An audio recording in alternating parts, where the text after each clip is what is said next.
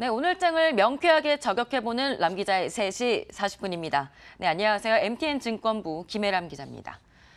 오늘은 5월 FOMC 의사록 공개, 또 금통위가 동시에 열렸던 날입니다. 금리 중요하다고들 하는데 오늘 이에 대한 전망을 좀 알아보도록 하겠습니다. 이 간밤에 공개된 5월 FOMC 의사록, 미국 연준은 비둘기파적인 모습을 보였습니다. 올해 4번의 금리 인상이 있지 않을까 이런 우려감들이 많았죠.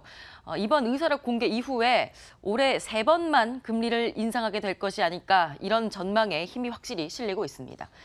연준 위원들은 향후 인플레이션 전망과 관련해서 최근 물가 상승은 일시적일 수 있다면서 인플레이션이 2%로 소폭 웃돌 수 있지만 연준의 대칭적인 목표와 부합한다고 말했습니다. 이는 물가가 목표치 2%를 넘어선다고 하더라도 너무 민감하게 반응을 하면서 성급하게 금리 인상을 하지 않겠다 이런 뜻으로 풀이가 됩니다.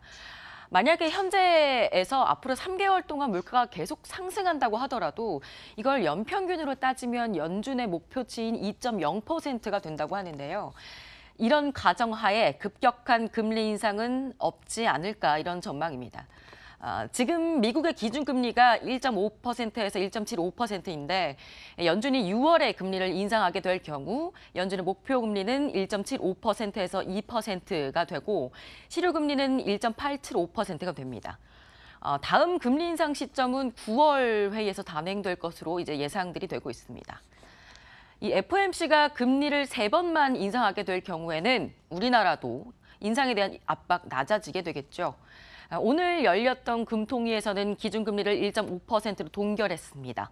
이주열 한국은행 총재는 이전에 올릴 수 있을 때 올려야 한다 이렇게 발언을 하기도 했었어요. 그래서 오늘 금리는 동결하되 소수 의견으로 인상이 나오지 않을까 이렇게 주목이 됐었는데 하지만 결과는 만장일치 동결이었습니다.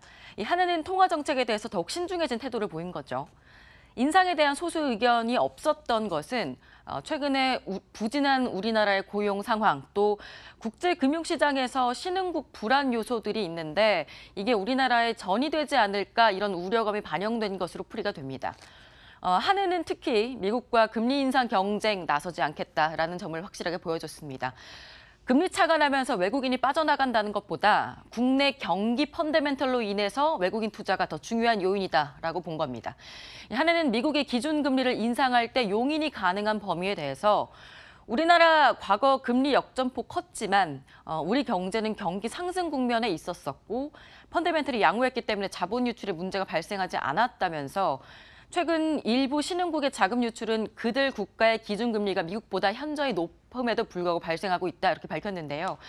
그러니까 미국의 기준금리보다 신흥국들의 금리가 높은데도 펀더멘털이 약하니까 자금이 빠져나가고 있다 이렇게 얘기를 한 거죠. 그러면서 대내외 금리 차보다도 경제 펀더멘털이 더 중요하고 대외 건전성을 양호하게 유지함과 더불어 구조조정과 생산성 향상 노력을 통해서 잠재 성장률 수준을 지속 가능하게 이끌고 나갈 필요가 있다 이렇게 설명을 했습니다. 이 증권가에서는 6월 FOMC 이후 국제금융시장에서 신흥국 우려가 낮아지거나 아니면 이 신흥국 우려가 우리나라에 전이되지 않는다는 점이 확인이 된다면 한은이 7월 달에 금리 인상을 올해 한 번 단행할 것이다 이렇게 점치고 있습니다. 채권 시장에서 외국인이 빠져나가게 되지 않을까 이런 우려감도 있었는데요. 어제 종가 기준으로 미국 10년물 국채금리가 2.99%고 오늘 우리나라 10년물 국채금리 오후 2시 기준으로 약 2.62%였습니다.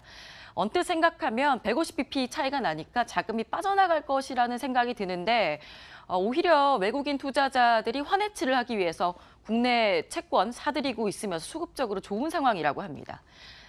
금리 역전으로 인한 외국인 자금 이탈에 대한 우려, 오늘의 상황으로 보면 매우 크지는 않을 것이라는 분석이 좀 나옵니다. 반면에 우려의 목소리가 있는 것도 사실입니다. 이 국회 예산정책처가 최근 발간한 보고서를 보면 이 글로벌 금융위기 이후에 미국의 통화정책 영향력이 2배가 커졌다고 분석합니다. 이 한미 기준금리 차이의 영향력을 보여주는 추정 개수가 금융위기 전에는 마이너스 5.3이었는데 금융위기 후에는 마이너스 11.5가 됐습니다. 2배가 늘어난 거죠. 여러모로 봤을 때 오늘 FOMC의 비둘기파적인 태도, 우리로서는 다행스럽게 느껴집니다. 네, 이번에는 내일장 핫플레이어를 만나보겠습니다. 전문가들이 뽑은 내일장 핫플레이어 만나보죠. SM, 셀트리온 제약, 뉴, 네오팜, 컴투스 이렇게 5종목 꼽았습니다. 네, 목요일인 오늘은 유안타증권 선능력 지점 추장훈 대리 연결돼 있습니다. 네, 안녕하세요. 네, 안녕하세요. 추장훈 대리입니다. 네, 안녕하세요.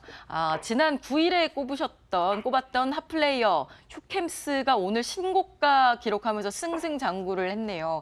이 장중 최고가 기준으로 16% 수익을 냈는데 오늘 선정한 네오팜은 어떻게 보시나요? 네, 네오팜은 국내 대표적인 아기 보습 브랜드인 아토팜 성공 이후 리얼베리어, 제로이드, 더바비 등 신규 라인업들이 성공적으로 시장에 안착함으로써 3년 연속 YO 대비로 20% 이상 성장하고 있습니다. 최근 다른 국내 화장품 회사들이 중국을 통해 성장했지만 네오팜은 현재 수출 물량이 매출액 비중 10%를 못 미쳐 내수에서만 최근 3개년 동안 놀라운 성장률을 보여주고 있는데요. 이러한 국내에서 높은 브랜드력 기반으로 작년에 중국 진출을 위해 중국 유통회사인 칸칸그룹과 제휴를 맺어 올해 1분기에 리얼베리어 초동 물량 공급이 있었는데 이 반응에 따라 하반기로 갈수록 매출 증가폭이 확대될 가능성이 높아 보입니다.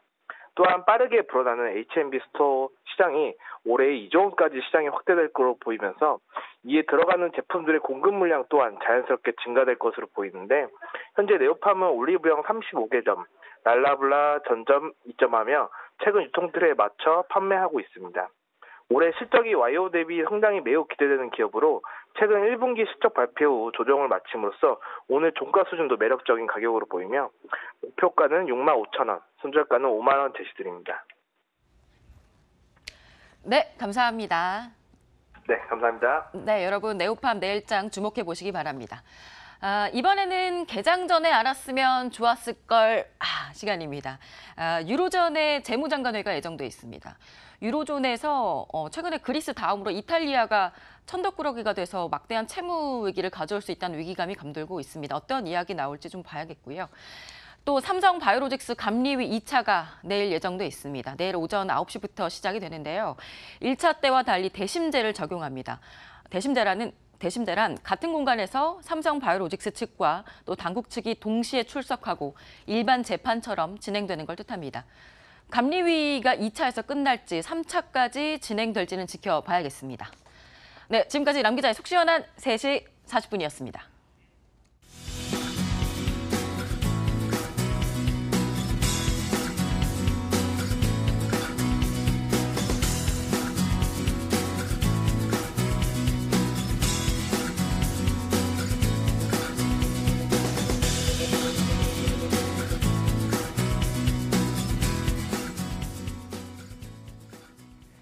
내일은 또 어떤 종목이 올라가게 될까요? 점쟁이도 모릅니다. 산이 높으면 골도 깊은 법입니다. 급등하는 종목보다는 다양한 근거로 차분히 올라갈 수 있는 그런 종목들 잡아오겠습니다. 마감 전략 A+였습니다. 고맙습니다.